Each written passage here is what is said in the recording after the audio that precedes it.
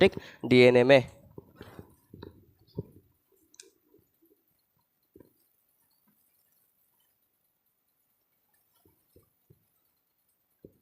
Packaging in eukaryotic. Eukaryotes में हम लोग पैकेजिंग देखने वाले हैं कि कैसे होता है सर। देखो सबसे पहला सवाल वापस से वही जनरेट होता है कि why we need packaging, why we need packaging, हमें पैकेजिंग की ज़रूरत क्यों पड़ी। तो सारा बच्चा यही बोले है कि पहले क्लास में बता चुके हैं कि पैकेजिंग का डीएनए, पैकेजिंग का जो रिक्वायरमेंट है वो क्यों पड़ी। क्या कि हमको क्या करना पड़ता है बाबू, डीएनए को क्या करना पड़ता है बताओ। एक जरा भी घर पे पढ़ते हो कभी तुम लोग, to kept DNA in less space, ताकि हम क्या कर पाए बाबू, डीएनए को कम जगह में रख पाए। पहला नीड हमारा यही है ना, why we need packaging. First need हमारा क्या है बाबू, to keep DNA in less space, ताकि हम क्या करें, डीएनए को कम जगह में रख पाए। क्या सिर्फ और सिर्फ इसी वजह से हम पैकेजिंग करते हैं, तो आंसर नो। जब हम थोड़ा और गहराई में जानते हैं तो हम ये देखते हैं कि हमको क्या करना पड़ता है बाबू, अकॉर्डिंग टू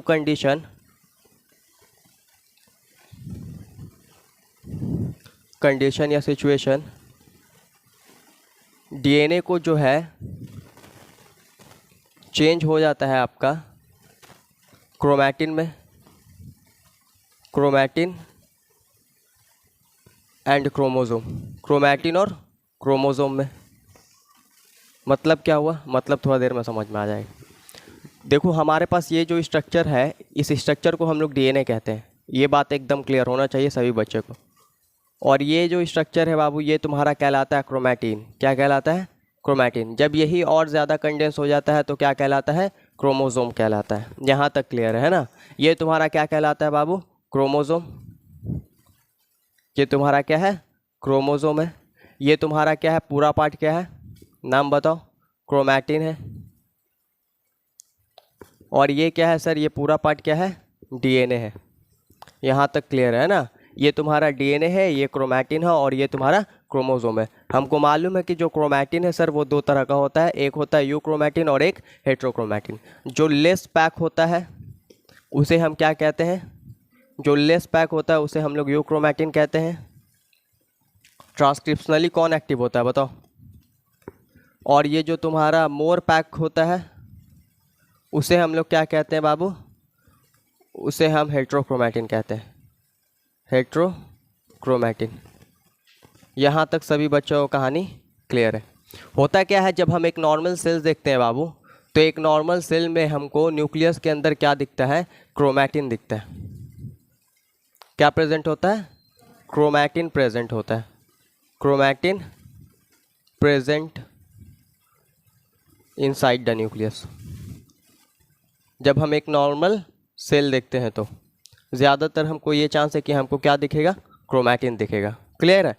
और जब हम क्या करते हैं बाबू, इस क्रोमैटिन को जब हमको क्या करना हो, मान लो जब हमको ज़रूरत पड़ा, क्या पड़ा, ज़रूरत पड़ा, किस चीज़ का ज़रूरत पड़ा, मान लो हमको डीएनए रेप्लिकेशन करना है, यानी डीएनए का कॉपी बनाना है, ठीक है, या फिर हमको ट्रांसक्रिप्शन करना है, डीएनए से आरएनए बनाना है, तो उस में हम लोग क्या करते हैं, इस क्रोमैटिन को हम क्या करते हैं, इस डीएनए को हम लोग ओपन करते हैं। क्या करते हैं, ओपन करते हैं। क्या पूरा डीएनए हम एक साथ ओपन करते हैं, नहीं कर सकते, कर ही नहीं सकते हैं, क्योंकि उतना बड़ा डीएनए इतना छोटा सा न्यूक्लियस में पूरा ओपन होगा ही नहीं। हम थोड़ा थोड़ा सा ओपन करते हैं, उसका कॉपी बनाते हैं, फिर पैक करते हैं, कॉपी बनाते हैं, पैक करते हैं। इस तरह से कहानी होता है। समझ में आया बात। तो कह रहा है क्या यहाँ पे कि बाबू तुम्हारे पास जो सेल्स है, हम क्या कर सकते हैं, इस क्रोमैटिन को वक्त ज़रूरत पड़ने पे हम क्या कर सकते हैं, डीएनए को बाबू ओपन कर सकते हैं। जब हमको क्या पड़े बाबू, ज़रूरत पड़े, यानी कि व्हेन नीड, जब हमको ज़रूरत पड़े। ज़रूरत पड़ने का मतलब क्या है सर, जब हमको क्या करना पड़े बाबू, डीएनए रेप्लिकेशन करना पड़े, यानी कि डीएनए का कॉपी बनाना पड़े, या फिर जब हमको क्या करना पड़े बाबू, ट्रांसक्रिप्शन करना पड़े, है ना, ट्रांसक्रिप्शन करना पड़े। ऐसे केस में हमको क्या करना होता है, डीएनए को ओपन करना होता है। क्या हम पूरा डीएनए एक साथ खोलते हैं, आंसर है नहीं, हम थोड़ा थोड़ा डीएनए को खोलते हैं और उसका कॉपी बनाते हैं। क्लियर है यहाँ तक। और जब हम एक डिवाइडिंग सेल देखते हैं, वैसा सेल जो कि क्या है बाबू, डिवाइड होने वाला है, व्हेन सेल डिवाइड होने वाला होता है, तब हम लोग क्या देखते हैं सेल्स के न्यूक्लियस के अंदर, तब हम लोग को देखने को मिलता है बाबू इस तरह का स्ट्रक्चर। इसे हम क्रोमोसोम कहते हैं। क्या कहते हैं? क्रोमोसोम। तो क्रोमोसोम हमको कब विजिबल होता है बताओ? क्रोमोसोम विजिबल कब होता है? क्रोमोसोम विजिबल व्हेन, जब तुम्हारा सेल जो है वो क्या कर रहा हो बाबू? व्हेन सेल जो है तुम्हारा क्या कर रहा हो? डिवाइड कर रहा हो। अगर आपको याद हो तो हम पढ़ा रखें आपको, अगर आपको याद हो तो हम पढ़ा रखें आपको कि यहाँ पे हमारे पास इस तरह से सेल साइकिल के फेजेस होते हैं, है ना।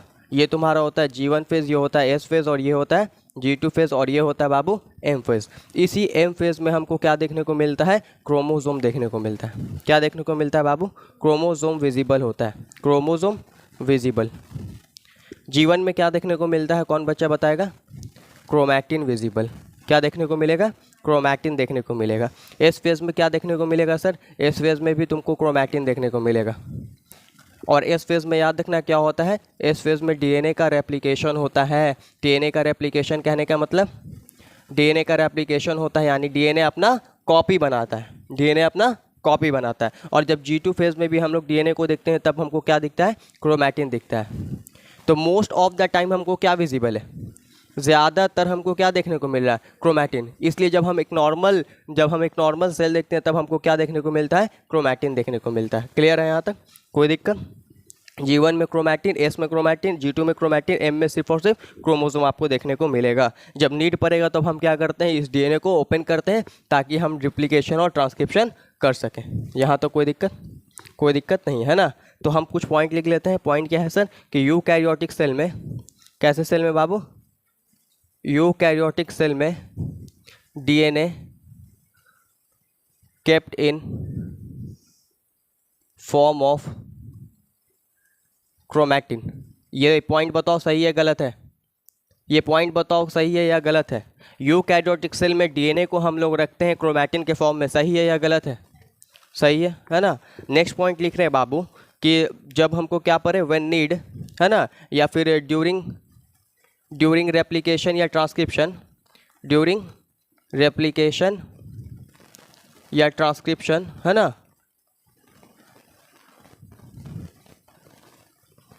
रेप्लिकेशन या ट्रांसक्रिप्शन के दौरान जब हमको नीड पड़ेगा, व्हेन नीड, जब हमको क्या पड़ेगा बाबू? ज़रूरत पड़ेगा, हम क्या कर सकते हैं? DNA can be open. DNA को हम क्या कर सकते हैं? खोल सकते हैं। यहाँ तक क्लियर है? जब हम सेल को डिवाइड होते हुए देखते हैं, यानी कि इन डिवाइडिंग सेल में हमको क्या विजिबल होता है? अरे बोल दो रे, क्या विजिबल होता है? क्रोमोसोम विजिबल होता है। वही पॉइंट लिखा है जो पढ़ाया है, कोई दूसरा पॉइंट नहीं लिखा है, इसलिए आप लोग बोलिएगा, है ना। मुँह दीन है अल्लाह ताला, तो बोलना है। तो यूकैरियोटिक सेल में डीएनए जो है वो रखा होता है क्रोमैटिन के फॉर्म में। ड्यूरिंग रेप्लिकेशन और ट्रांसक्रिप्शन के दौरान क्या होता है बाबू? नीड पड़ने पे डीएनए को हम क्या कर सकते हैं? ओपन कर सकते हैं, यानी कि खोल सकते हैं। और इन डिवाइडिंग सेल, यानी कि डिवाइडिंग सेल में क्या देखने को मिलता है हमको? क्रोमोसोम विजिबल होता है। यहाँ तक क्लियर है? कोई दिक्कत नहीं है। अब देखेंगे कैसे पैकेजिंग हो रहा है। ये कुछ बेसिक बात क्लियर है? ये बेसिक बात, चलो। ओह शिट,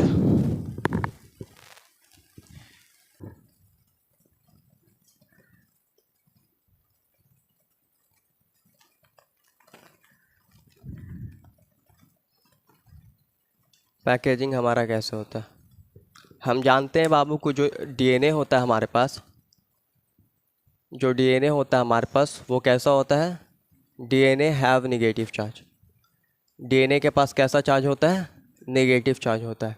किस वजह से होता है बाबू? Due to phosphate. फॉस्फेट के वजह से।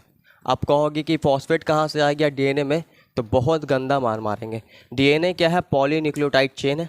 डीएनए क्या है? Polynucleotide chain. और एक जो न्यूक्लियोटाइड है वो कहाँ से आया? एक जो न्यूक्लियोटाइड है वो कैसे बना है? शुगर, नाइट्रोजनस बेस और फॉस्फेट से मिलके बना है। और डीएनए क्या है? उसी न्यूक्लियोटाइड का चेन है। तो वहाँ से तुमको क्या मिल गया? यहाँ फॉस्फेट। और इसी फॉस्फेट के वजह से क्या होता है? इसी फॉस्फेट के वजह से जो डीएनए हमारा नेगेटिव चार्ज होता है। और ये इंपॉर्टेंट पॉइंट है, इससे क्वेश्चन आता है कि डीएनए जो है वो कैसा होता है? हमारा नेगेटिव चार्ज होता है। और किस वजह से होता है? ड्यू टू फॉस्फेट, यानी कि फॉस्फेट के वजह से होता है। यहाँ तक क्लियर है?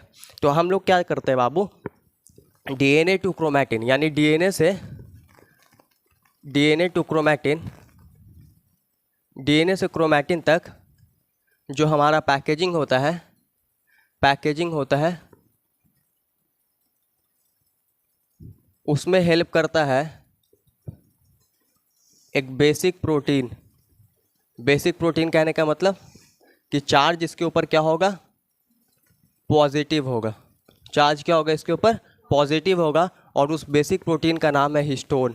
क्या नाम है, हिस्टोन, याद रखना। उस बेसिक प्रोटीन का नाम क्या है, हिस्टोन। क्या इसी बेसिक प्रोटीन का इस्तेमाल हम लोग प्रोकैरियोट्स में करते हैं? नहीं, हिस्टोन का इस्तेमाल हम लोग प्रोकैरियोट्स के पैकेजिंग में नहीं करते हैं। ये बात हम बता दिया है और पॉइंट भी लिखा दिया है। यहाँ पे गलती कर देता है बच्चा, हिस्टोन का इस्तेमाल हम लोग प्रोकैरियोट्स में नहीं करते हैं। इस बात को दम याद रखना, ठीक है। हिस्टोन वहाँ भी बेसिक प्रोटीन का इस्तेमाल किया जाता है, लेकिन वहाँ प्रोटीन जो है हिस्टोन नहीं होता है। और यहाँ जो पैकेजिंग करते हैं यहाँ भी बेसिक प्रोटीन है। बेसिक लाना ही पड़ेगा क्योंकि डीएनए जो है वो कैसा है, निगेटिव चार्ज है। तो बेसिक प्रोटीन इसलिए लाते हैं ना, निगेटिव चार्ज है। और बेसिक प्रोटीन कहने का मतलब कि चार्ज इसके ऊपर क्या होगा, पॉजिटिव होगा। और पॉजिटिव और निगेटिव क्या करते हैं, आपस में अट्रैक्ट करते हैं। अगर निगेटिव निगेटिव या पॉजिटिव पॉजिटिव होगा तो रिपेल करेगा। काहे का पैकेजिंग करेगा, पैकेजिंग करेगा उसका नहीं करेगा। इसलिए एक निगेटिव एक पॉजिटिव है। तो पैकेजिंग हेल्प करता है एक बेसिक प्रोटीन जो कि चार्ज जिसका पॉजिटिव होता है और नाम क्या है, हिस्टोन। अब ये हिस्टोन क्या होता है सर, हिस्टोन के ऊपर बात कर लेते हैं ना। हिस्टोन के ऊपर बात करें बाबू तो ये हिस्टोन की कहानी समझो, यहाँ लिख देते हैं। ये क्या है, ग्रुप ऑफ, क्या है बाबू, group of basic amino acid है। क्या है, group of basic amino acid है ना, या कह लो group of basic protein, group of basic protein. उसी को हम लोग क्या कह रहे हैं, हिस्टोन कह रहे हैं। क्लियर है, उसी को हम लोग क्या कह रहे हैं बाबू, हिस्टोन कह रहे हैं। यहाँ तक क्लियर है। अब होता क्या है कि जो प्रोटीन है वो किसका बना होता है बाबू, प्रोटीन का अगर हम बात करें तो प्रोटीन जो है वो किसका बना होता है सर, प्रोटीन जो है वो बना होता है बाबू तुम्हारा, प्रोटीन जो है वो बना होता है एमिनो एसिड का, एमिनो एसिड का। और जो प्रोटीन है हमारा वो प्रोटीन कैसा है, बेसिक है। तो इसका मतलब हमारा एमिनो एसिड भी बेसिक होगा, हमारा एमिनो एसिड भी क्या होगा, बेसिक होगा। और याद करो बायोमोलिक्यूल क्लास 11th आप लोग को पढ़ा चुके हैं। बायोमोलिक्यूल क्लास 11th में हमने क्या पढ़ा रखा है आपको कि हमारे पास 3 जो है बेसिक एमिनो एसिड होते हैं। 3 बेसिक क्या होते हैं बाबू, एमिनो एसिड होते हैं, जिसे हम HLA करके आपको याद कराए थे। H से होता है बाबू हिस्टीडीन, H से क्या होता है, हिस्टीडीन। L से होता है बाबू लाइसिन, L से क्या होता है, लाइसिन। और A से होता है आर्जिनिन, A से क्या होता है, आर्जिनिन। अब आर्जिनिन, अब इसमें क्या होता है, ये जो हमारा पास हिस्टोन है, ये जो हमारे पास हिस्टोन है जो कि ग्रुप ऑफ बेसिक प्रोटीन है, इसमें क्या देखने को मिलता है, इसमें रिच होता है, रिच इन क्या, रिच किस में रिच होता है सर, ये लाइसिन और आर्जिनिन में रिच होता है। मतलब इसमें लाइसिन और आर्जिनिन जो है ये 2 बेसिक प्रोटीन ज़्यादा अमाउंट में प्रेजेंट होता है। और यहाँ से सवाल आएगा, पूछेगा हिस्टोन में कौन सा एमिनो एसिड प्रेजेंट होता है, लाइसिन और आर्जिनिन। याद रखना, क्या हिस्टीडीन नहीं होता है, नहीं सर, हिस्टीडीन नहीं होता है। लेकिन हिस्टीडीन भी क्या है, हमारा बेसिक एमिनो एसिड है। हिस्टीडीन क्या है, बेसिक एमिनो एसिड है। तो ये 2 बेसिक एमिनो एसिड क्या होते हैं, रिच होते हैं, यानी कि ज़्यादा अमाउंट में होते हैं। कौन कौन बाबू, लाइसिन और आर्जिनिन। इसलिए ये क्या है बाबू, बेसिक प्रोटीन है, ग्रुप ऑफ बेसिक प्रोटीन है, जिसे हम क्या कहते हैं, हिस्टोन कहते हैं। इसी हिस्टोन को पढ़ रहे हैं, जिसे हम लोग क्या कहते हैं, हिस्टोन कहते हैं। क्लियर है। अब बात करते हैं अगर हम टाइप ऑफ हिस्टोन के ऊपर बाबू, टाइप ऑफ हिस्टोन। तो टाइप ऑफ जो तुम्हारा हिस्टोन है वो कितने तरह का होता है, वो आपका 5 तरह का होता है। कितने तरह का होता है बाबू, 5 टाइप का होता है। और out of 5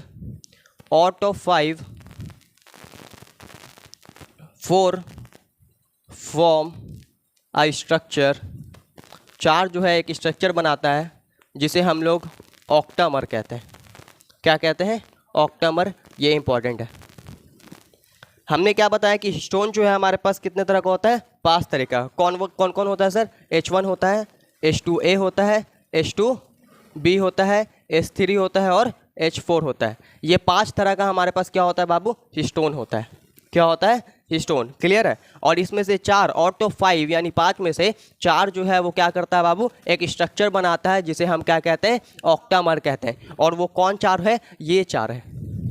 H2A, H2B, H3, H4 ये क्या बनाता है, एक स्ट्रक्चर बनाता है। H2A जो है ये 2 पीस होता है, H2B भी 2 पीस, H3 जो है 2 पीस और H4 2 पीस, ये दो पीस चारों मिलकर एक स्ट्रक्चर बनाता है, उसी स्ट्रक्चर को हम लोग क्या कहते हैं बाबू, ऑक्टामर कहते हैं। समझ आए बात। अरे 2 चौके कितना होता है बता दो एक बात, 8, और 8 के लिए किस शब्द का इस्तेमाल किया जाता है, ऑक्टा, है ना, इसलिए इस स्ट्रक्चर का नाम क्या पड़ा, ऑक्टामर। क्लियर है यहाँ तक। तो आउट ऑफ 5 में से 4 जो है क्या करता है कि स्ट्रक्चर बनाता है, जिसे हम लोग क्या कहते हैं, ऑक्टामर कहते हैं। और यहाँ पे कौन कौन, H2A, H2B, H3, H4। Sir H1 जो है वो ऑक्टामर नहीं बनाता है, नहीं, H1 does not participate in formation of octamer. लिख देते हैं नोट करके कि H1 जो है बाबू वो क्या करता है, H1 डज नॉट पार्टिसिपेट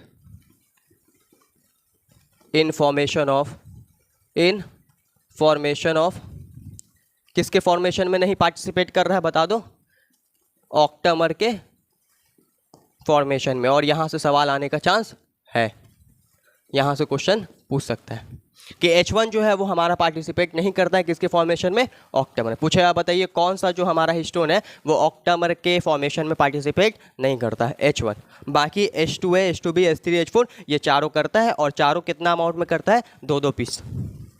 समझ आया बात, 2-2 पीस। क्लियर है यहाँ तक, कोई दिक्कत यहाँ तक नहीं सर। अब हम लोग क्या करेंगे बाबू, ये जो हमारा धागा रहता है, डीएनए जो धागा रहता है उसको हम लोग क्या करते हैं, इस ऑक्टामर पे लपेटते हैं। क्या करते हैं, लपेटते हैं। फॉर एग्जांपल मान लो हमारा ये जो देख रहे हो ये हमारा ऑक्टामर है, तो इस पर हम क्या करेंगे, धागा को लपेटेंगे।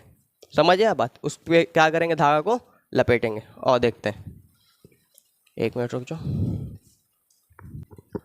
अब देखो क्या कर देखने वाले हम लोग, हाउ पैकेजिंग अकर, कैसे पैकेजिंग होता है, हाउ पैकेजिंग अकर। इधर देख बउआ, ये हमारे पास क्या था, ऑक्टामर था। ये क्या है हमारे पास, ऑक्टामर। इस ऑक्टामर पे क्या होता है, डीएनए जो है रैप करता है। रैप का मतलब समझ में आता है, डीएनए जो है इस तरह से क्या करता है, लपेटता है ना। डबल स्टैंड कर देते हैं, इस तरह से लपेटता है। तो ये पूरा जो है 2 टन नहीं लपेट पाता है, डीएनए जो है इसके ऊपर पूरे तरीके से 2 टन नहीं लपेट पाता है। यहाँ पे धागा या कुछ है नहीं। जब देखो इस गोल ऐसे चीज़ पे जब तुम लपेटोगे तो जब एक बार लपेट लिए और दूसरे बार तो आगे बढ़ाओगे ना, तो दूसरा पूरा टन कंप्लीट नहीं ना हुआ। इसीलिए यहाँ पे कहते हैं कि जो डीएनए है वो पूरे तरीके से 2 टन रैप नहीं होता है। डीएनए कितना रैप होता है बाबू, 1/3/4 टन लिख देते हैं। इतना जो है तुम्हारा डीएनए क्या होता है, रैप होता है। सर इसका मतलब, सर पूरा आँख चकमका रहा है मेरा, इसका मतलब होता है 1.75 इसका मतलब, ठीक है। डीएनए रैप होता है तुम्हारा कितना, 1.75 टन। क्लियर है, पूरा 2 टन जो है डीएनए रैप नहीं होता। अच्छा सर वो तो साइड कर दीजिए। अब यहाँ पे आइए आप। यहाँ पे मान लो मेरे पास ऑक्टामर है, ये ऑक्टामर बना रहे हैं। क्या बना रहे हैं बाबू, ऑक्टामर, और ये हमारा ऑक्टामर। अब समझिएगा कहानी को, इस पे हमको क्या करना है सर, डीएनए को रैप करना है बाबू, है ना। डीएनए को क्या करना है, रैप करना है, यानी कि लपेटना है। डीएनए को हम क्या कर रहे हैं, इसके ऊपर लपेट रहे हैं।